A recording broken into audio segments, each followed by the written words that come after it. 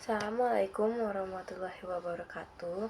Saya Rasti Destiana Sandita dari kelas 1010 dengan nomor absen 28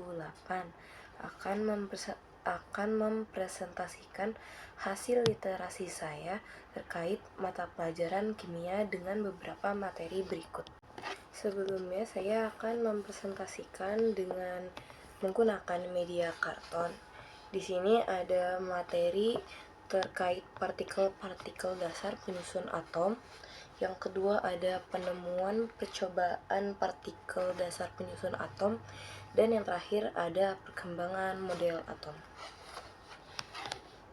Sebelumnya saya berliterasi dari beberapa artikel, dan ini semua hasil literasi saya yang saya gabungkan dari beberapa artikel tersebut, dan saya taruh di media karton ini. Oke, yang pertama, partikel-partikel dasar penyusun atom. Atom merupakan materi terkecil dari seluruh materi yang ada.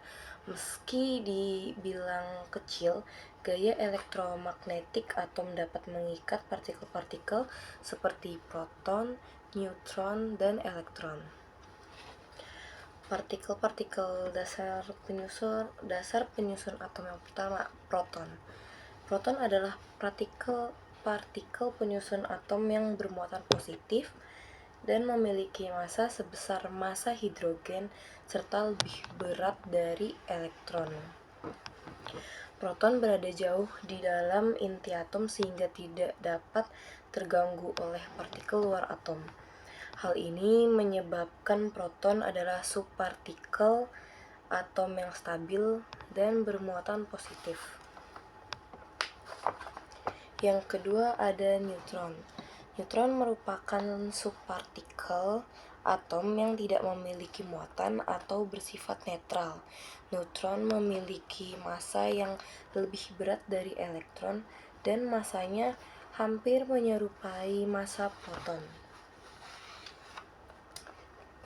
Partikel dasar penyusun atom yang terakhir ada elektron.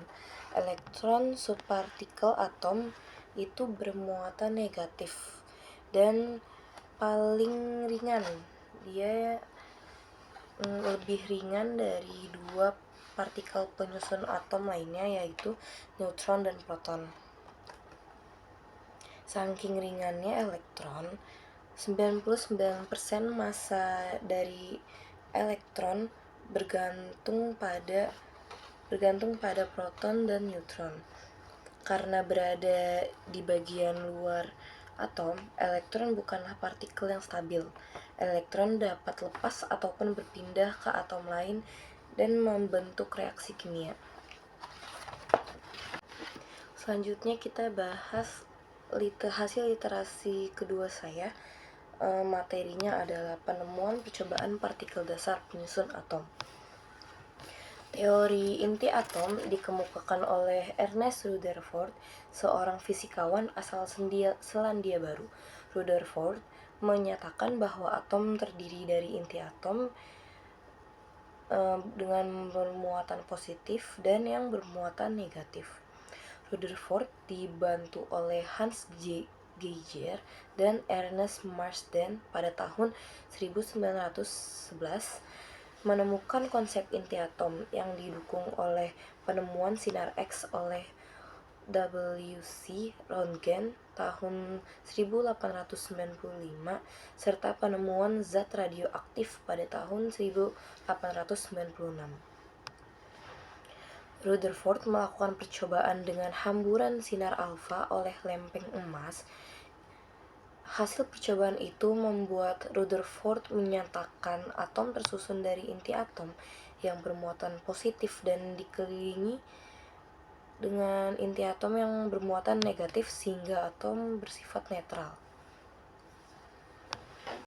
Masih dengan materi yang sama, penemuan percobaan partikel dasar penyusun atom. Selanjutnya kita membahas tentang penemuan partikel dasar penyusun atom proton. Partikel penyusun Atom proton ditemukan oleh Eugene Goldstein atau kita panggil Goldstein, fisikawan asal Jerman pada tahun 1886. Proton ditemukan oleh Eugene Goldstein dalam percobaan tabung sinar terusan. Goldstein telah melakukan eksperimen dari sebuah tabung gas yang memiliki katode. Tabung gas diberi lubang-lubang juga muatan listrik. Setelah berbagai gas dicoba ke dalam tabung, hasilnya gas hidrogen menghasilkan sinar muatan positif yang paling kecil, baik massa maupun muatannya, sehingga partikel tersebut disebut dengan proton. Selanjutnya, penemuan partikel dasar penyusun atom neutron. Rutherford mengajukan hipotesis bahwa dalam inti atom harus ada partikel tidak bermuatan yang massanya menyerupai massa proton. Hipotesis Rutherford dibuktikan oleh James Chadwick dengan eksperimen yang dilakukannya, yaitu dengan menembaki atom berilium dengan sinar alfa. Hasil penembakan tersebut terdeteksi partikel tidak bermuatan yang massanya menyerupai massa proton. Oleh karena itu, ia bersifat netral. Partikel tersebut dinamakan neutron. Penemuan partikel dasar penyusun atom yang terakhir ada partikel elektron, ditemukan oleh fisikawan asal Inggris J.J. Thomson pada tahun 1897.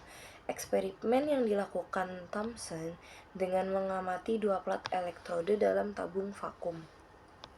Ketika dua plat elektrode tersebut dihubungkan dengan sumber tegangan tinggi, dari elektrode negatif atau katode menjalar sinar menuju ke elektrode positif atau anode. Maka sinar yang keluar dari katode tersebut disebut sinar katode dan tabung vakum tersebut disebut tabung sinar katode. Diperoleh kesimpulan dari eksperimen tersebut bahwa elektron adalah komponen dasar dari semua atom, di mana sinar katode yang dibelokkan oleh muatan listrik ke arah kutub positif merupakan partikel yang bermuatan negatif, yaitu elektron itu sendiri. Materi hasil literasi yang terakhir adalah perkembangan model atom. Perkembangan model atom dimulai dari model Dalton yang menggambarkan atom sebagai bola pejal. Kemudian Thomson yang mengemukakan model atom sebagai bola bermuatan positif dengan elektron yang mengelilinginya dan tersebar di dalamnya.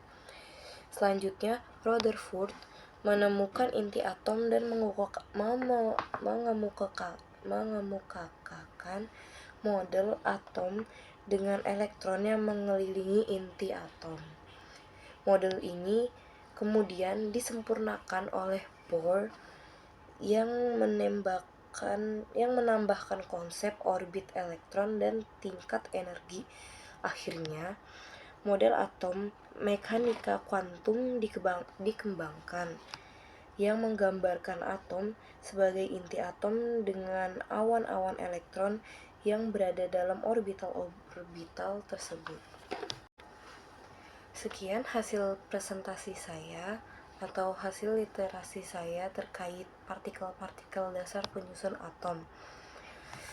Dengan dibacakannya hasil literasi saya yang tadi saya presentasikan, minimal kita sudah mengerti secara garis besarnya apa sih itu partikel-partikel dasar penyusun atom. Semoga materi yang saya sampaikan dapat menambah pengetahuan kita dan pemahaman kita terkait partikel-partikel dasar penyusun atom. Sekian dari saya. Wassalamualaikum warahmatullahi wabarakatuh.